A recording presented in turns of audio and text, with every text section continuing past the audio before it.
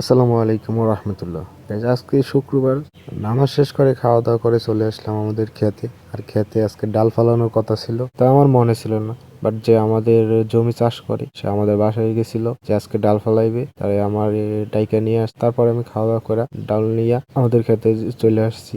আর প্রায় শীতের শেষ দিকে। বাট এই যে সাইডে যে সব ডাল দেখতেছেন এগুলো হয়েছে আবার কালের ডাল। আর আমরা যেটার মুগ ডাল বলি সবাই সেটার মাসকালাই বলে। তো এটা মাসকালাই না, এটা আমাদের দিকে মুগ ডাল বলে। আর মুগ ডালই আজকে ফালাবো। অনেকে কালাই ডাল লাগাইছে, আর অনেকে বেশিরভাগ ম্যাক্সিমাম জায়গায় মুগ ডাল ফালাইবে, এটা মাসকালাই বলে। আর এখন বাজছে 2:30টার উপরে, বাট খেতে কেউ নামে নাই। সবাই নামাজ পড়ে খাওয়া দাওয়া করে রেস্ট নিতেছে। আর আমাদের জমিতে যেতে হলে একটা খাল বাজে, সেটা সাঁকো চার পাড়াইতে হয়, চার পাড়াই পরে যাইতে হয়।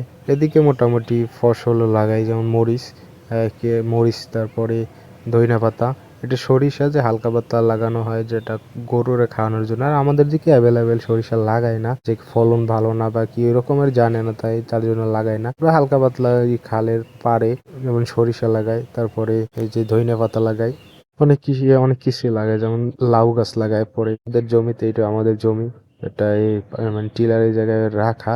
বাট যার পাওয়ার টিলার সে আসে নাই, আমার খাইয়া তাড়াতাড়ি আসতে বলছে, আর আমি চলে আসছি খাইয়া তাড়াতাড়ি। তো সে এখন আসে নাই, তার জন্য আমি একটু রেস্ট নিব।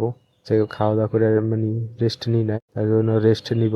আর যে মুগ ডাল বা মাসকলাই যে ডালটা, ওইটা আমি 2টা রাত্রে নিষিয়ে দিছি, তারপরে হালকা পানি দিয়ে নিয়ে আসছি। কারণ পানি দিলে বা নিষিয়ে দিলে ডালটা না হলে চারা হইতে সময় লাগে। মাটি ভিজা, হালকা পাতলা ভিজা, তারপরও পানি দিলে চারা হইতে সময় লাগে না। এইটা তারা পাওয়ার টিলার যেটা দিয়ে আমরা চাষ করছি জমি। আর সে এখনো মানে দূরে আছে, আসতেছে। তার জন্য আমি একবার কাছাকাছি চলে গেলাম। আর আমি টাইল ফালাইতে পারি না, তারে ফালাইতে দিব। আর আমি টিলারটা চালাবো, কারণ মোটামুটি এক্সপিরিয়েন্স আছে হালকা পাতলা চালানো, তার জন্য আমি চালাবো। আর মাটি একবারে শুকনাও না, হালকা পাতলা ভিজে আছে, যার জন্য ডালটা উঠবে। আর যেটা দিয়ে স্টার্ট করে ওইটা সাথেই ছিল, বাট কেউ ধরে না, তার জন্য সাথেই রাইখা যায়। আর এটা দিয়ে স্টার্ট দিয়ে সে আইসা পড়ছে প্রায়, আর সে ডাইল ফালাইবে আর আমি স্টার্ট দিয়া আরেকটা জমি আছে, ওইটা চাষ করা হয় না, ওই জায়গায় নিয়ে যাব। আর ওইদিকে ডাল ফালানো শেষ, আমি জমিতে নিয়ে আসছি যেটা চাষ করা হয় না, সেটা চাষ করতেছে। আর হালকা ডাউল আছে, ওইটা পরে ফালাইবে, আমি বইসায় রইছি।